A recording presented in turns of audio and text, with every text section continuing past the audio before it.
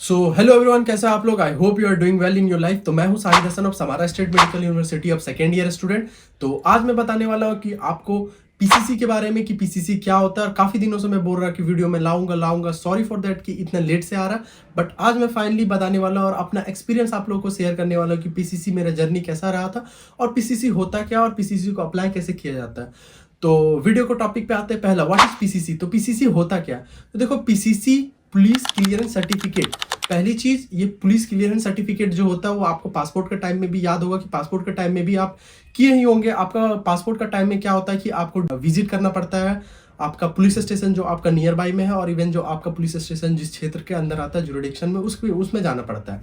तो आप वहां जाते हो, उसके बाद आपको पुलिस क्लियर करता है कि आप पे कोई केस नहीं है, आप पे कोई कुछ नहीं है, तो आप ट्रैवल कर सकते हैं। अभी सिटीजन है, वो सिटीजन एलिजिबल है पासपोर्ट लेने के लिए और विजिट करने के लिए। ये आपका हो गया पीसीसी के बारे में। और इवन पासपोर्ट के रिलेटेड में भी आपका यही होता है। और कोई कोई ऐसा जैसे कि आप अर्बन एरिया से आते हैं तो आपका पुलिस खुद आता है आपका घर की कहाँ से है, कैसा है, क्या नहीं है, वो रिलेटेड आपको पता करने के लिए, ठीक है। और अगर आप रूरल एरिया से हो तो आपको ऐसा होता है कि आपको कुछ जाना पड़ता है आपका जुरिडिक्शन में जो भी पुलिस स्टेशन आता है वहाँ, तो आपको वो क्लियरेंस देता है। उसके बाद फिर आप एलिजिबल होते हैं। तो पुलिस क्लियरेंस सर्टिफिकेट ये था। अब ये आपको कैसे हेल्प करता है और क्या इसका आगे मैं बताने वाला हूँ। दूसरी चीज कि आप इसको अप्लाई कैसे कर सकते हो। तो पहली चीज, आपको याद है कि आप जो पासपोर्ट अप्लाई किए होंगे या तो आप अपने से किए होंगे, तो आपको पता होगी पासपोर्ट सेवा केंद्र में होता है जहाँ आपका एक वेबसाइट है, वहां से आप जाके ले सकते हो। तो इसी तरह सेम इसका भी इसी तरह होता है कि आप पासपोर्ट सेवा में जाके वहाँ दो ऑप्शन होता है, एक पासपोर्ट का होता है और एक पीसीसी का होता है। तो पीसीसी के लिए आपको पीसीसी के लिए सर्च करना है। तो आप देखो, पासपोर्ट सेवा में पहले जाओगे वेबसाइट में, उसके बाद फिर आप वहां जाके ऑप्शन आता है आपको, यूट्यूब से आप देख लेगो ट्यूटोरियल की क्या है, तो आप जाके वहां से चेक कर सकते हो, ठीक है। और मैं उतना आपको डीप नहीं बताने वाला क्योंकि मैं इवन भूल चुका हूँ कुछ कुछ चीजें जो एक स्टेप, तो स्टेप मैं आपको इंक्लूड नहीं करने वाला। बट हाँ, इतना बता देता कि वेबसाइट आपका पासपोर्ट सेवा है, आप वहाँ पीसीसी के लिए जाओगे, फिर आपका एक अपॉइंटमेंट होता है कि इस डेट पे आपको अपॉइंटमेंट लेना, जो भी पार्टिकुलर डेट पे आप फ्री हो तो उसका आप अपॉइंटमेंट लो। फिर अपॉइंटमेंट लेके आप ट्रैवल करो जो आपको जहां आपका नियर बाय में पासपोर्ट सेवा केंद्र हो। जैसे मैं रांची से बिलोंग करता हूं तो मैं रांची जाता हूँ, रांची का शायद वो करमटोली साइड है, तो आपको पासपोर्ट सेवा केंद्र जाना पड़ता है। वहां आपको सेम एज इट इज जो जो डॉक्यूमेंट रिक्वायरमेंट होता है वो लेके आपको जाना पड़ता है। जो first requirement I think document होता है वो आधार कार्ड होता है, और आधार कार्ड के साथ आपका पासपोर्ट का होता है जो आपको जेरोक्स करके ले जाना है, और शायद 2-3 कॉपी ऑफ फोटोज लेके जाना है जो आपका वहां आपका करेगा। अब वहां 3 स्टेज में आपका किया जाता है। पहले पासपोर्ट सेवा केंद्र में जाओगे तो 3 स्टेज में आपको याद होगा अगर आप पासपोर्ट लिए होंगे तो।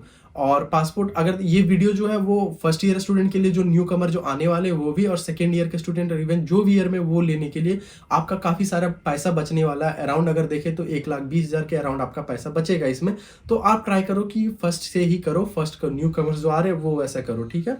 तो आप जाओगे तो पासपोर्ट सेवा केंद्र में क्या होता है, 3 प्रोसेस में होता है। पहला प्रोसेस जाओगे तो वहां से आपको कुछ टोकन वगैरह लेना पड़ता है। टोकन वगैरह जेरोक्स करके आपको सबमिट करके फिर आपको कोई ऑफिस में एक छोटा सा कंपार्टमेंट है वहां बुलाया जाएगा। आप पूछेगा कि आप क्यों जाना चाहते हो, क्यों क्या करना चाहते हो, क्या नहीं करना चाहते हो, कौन अब्रॉड कंट्री आपको जाना है, तो उस रिलेटेड से आपको पूछा जाएगा। तो आप जाओगे, उसके बाद फिर वो आपका फोटोज लेगा, फोटो लेके फिर वो दूसरा कंपार्टमेंट में भेजता है। फिर वहां क्या होता है, आपका डॉक्यूमेंट सबमिट होता है। डॉक्यूमेंट सबमिट होने के बाद तीसरा बाद में आपको एक चिट देता है, वो चिट लेके आप आ जाते हो। अब इसका एक ड्यूरेशन होता है कि इतने ड्यूरेशन में वो आएगा।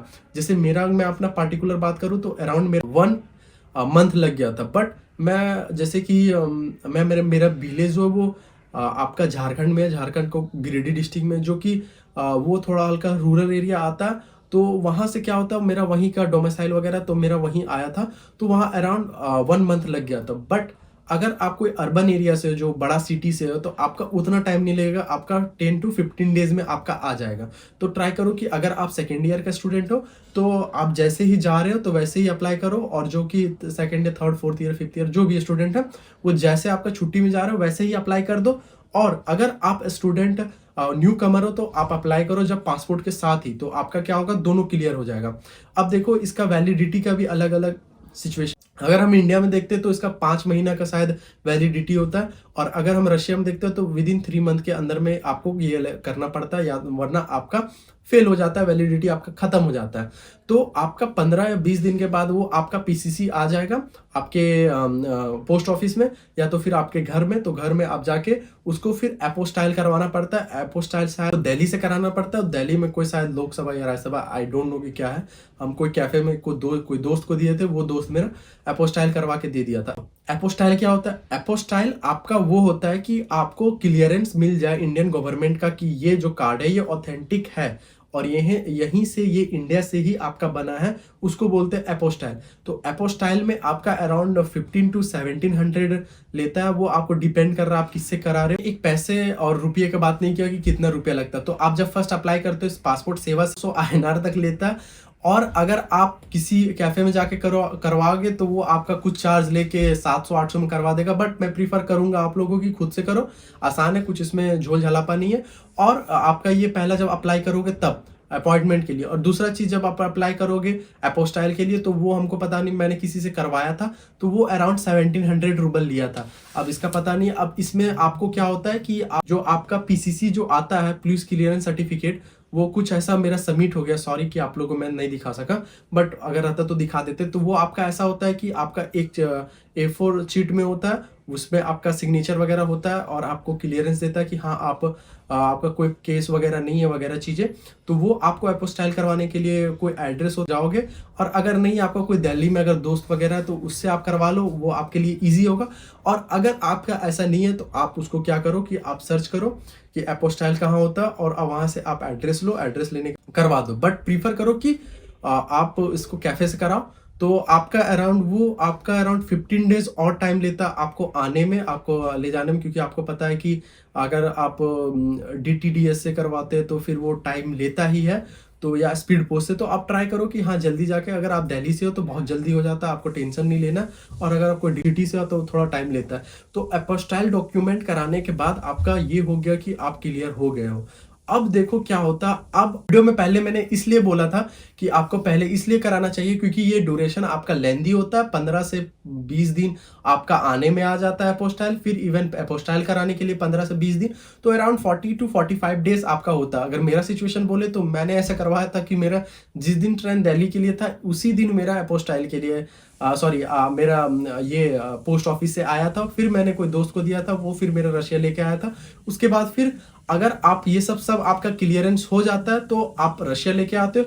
अब कोई भी यूनिवर्सिटी से जहां से आप पढ़ रहे हो, ठीक है, तो वो यूनिवर्सिटी से आपको क्या करना है कि आपका वीजा एक्सपायर होने से पहला आपको बोले, अगर फर्स्ट ईयर के अगर स्टूडेंट हो तो फर्स्ट ईयर स्टूडेंट में आपका 3 मंथ का वीजा लगता है। तो 3 मंथ का वीजा के साथ आपको 3 मंथ का वैलिडिटी होता है। जिस दिन आपका एलिजिबल हो जाता है, जैसे कि मेरा 9 सितंबर को हुआ था, तो सितंबर से अक्टूबर, नवंबर और दिसंबर 9 को मेरा वो वैलिडिटी खत्म हो जाएगा। तो उसके अंदर ही आपको जाके दिखाना पड़ता है। और देखो अगर फर्स्ट ईयर का स्टूडेंट है तो आपको बोल दिया कि HIV रिपोर्ट, उसके बाद फिर अगर मेडिकल आप करवाते 3-4 medical, dactyloscopy, fluorography, urine test, blood test, ये सब कराना ही पड़ता है।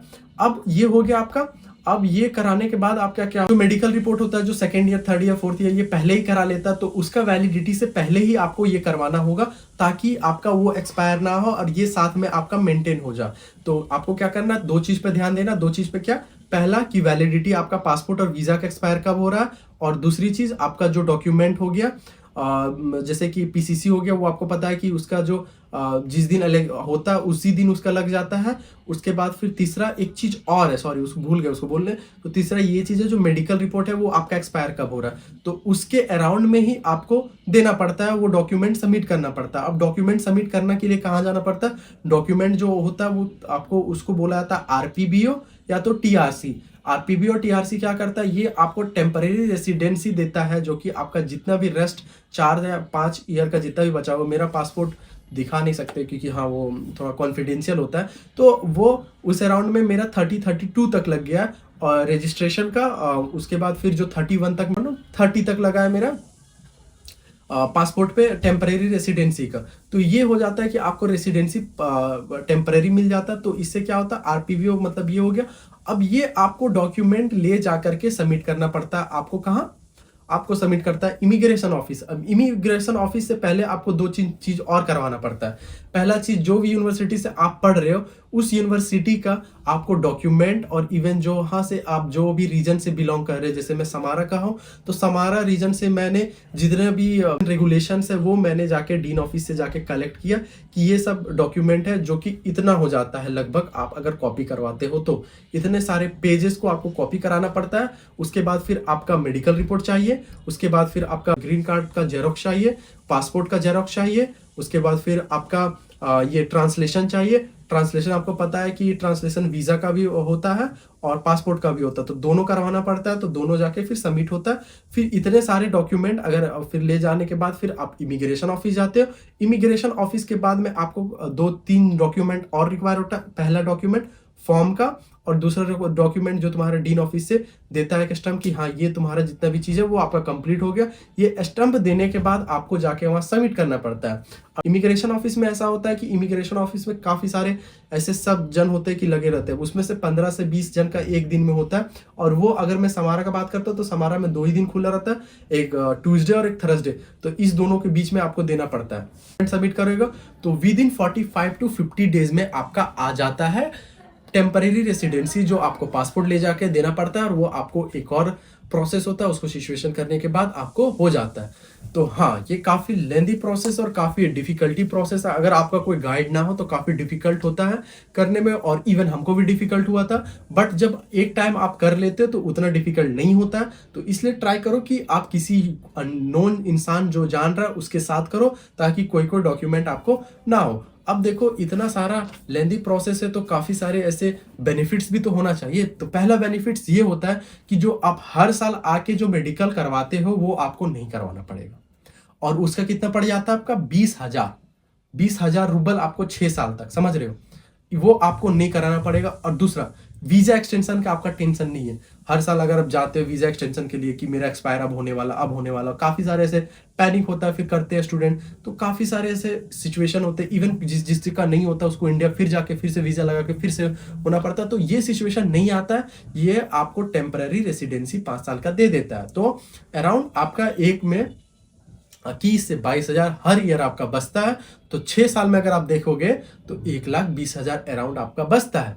तो ये काफ़ी लेंदी प्रोसेस है बट यूजफुल प्रोसेस भी है।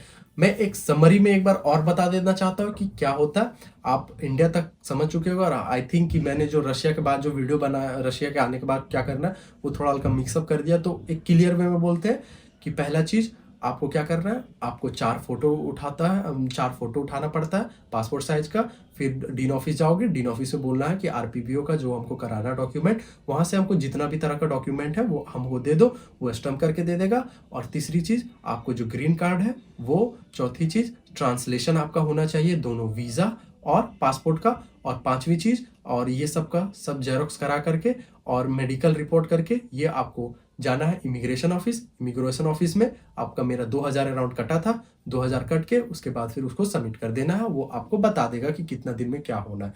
अब इसमें 2-4 प्रिकॉशंस भी हैं कि आपको क्या करना चाहिए। पहला चीज़, ट्रांसलेशन में ऐसा प्रॉब्लम होता है कि ट्रांसलेशन में जो नंबर होता है, मेरा दोस्त का नंबर जो था वो एक नंबर की वजह से कुछ लास्ट का जो पासपोर्ट नंबर था 7 की वजह से शायद मिट गया था, तो उसका ट्रांसलेशन रिजेक्ट हो गया। ठीक है, उसका जो टीआरसी जो और आरपीपीओ जो बोलते हैं वो रिजेक्ट हो गया था। पहला प्रिकॉशंस वो, और दूसरा प्रिकॉशंस वो कि वैलिडिटी का, कि वैलिडिटी कब तक है। वैलिडिटी 3 महीना तक है ट्रांसलेशन का।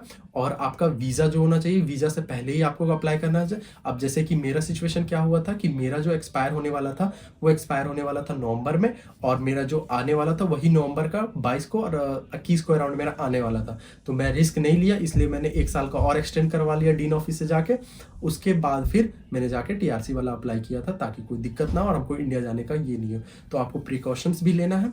और काफ़ी ईजी वीडियो नहीं था आई गेस। अगर आपको कुछ भी प्रॉब्लम हो तो इवन मैं आप लोग को मैसेज करके बता सकता हूँ, इवन आप कॉल करोगे तो मैं बता दूंगा, क्योंकि आप ही लोग का हेल्प होगा। तो आई थिंक कि हेल्प भी करना चाहिए कि अगर हम किए तो, क्योंकि मेरा भी कोई हेल्प किया तो आई गेस मेरा भी फर्ज बनता है किसी का हेल्प करने के लिए। तो अगर आपको कुछ भी प्रॉब्लम हो पीसीसी या टीआरसी के रिलेटेड तो आप हमको मैसेज कर सकते हो, डीएम कर सकते हो। इंस्टाग्राम पे मेरा फॉलो कर सकते हो और इवन मैसेज भी कर सकते हो वहाँ कि भैया कि ऐसे ये प्रॉब्लम हो रहा है, ये अब अप्लाई हम कैसे करें, तो वो सब चीज़ मैं आपको बता दूंगा। तो वो बताने के लिए आप हमको कांटेक्ट कर सकते हो। वीडियो में अगर कुछ ना समझ में आए तो फिर भी आप हमको मैसेज कर सकते हो और कमेंट में भी कर सकते हो कि कमेंट में भी मैं बता दूंगा कि ये सब है। और अगर आपको वीडियो अच्छी लगे और इन्फॉर्मेटिव लगे तो वीडियो को लाइक करो, वीडियो को शेयर करो और जितना हो सके सब्सक्राइब करो चैनल को। और ग्रोथ बहुत ज़्यादा इंपॉर्टेंट है तो लाइफ में भी और वीडियोस में भी, तो ट्राई करो थोड़ा सब्सक्राइब करने का। और फिर मिलते कोई और नई वीडियो में। Till then bye.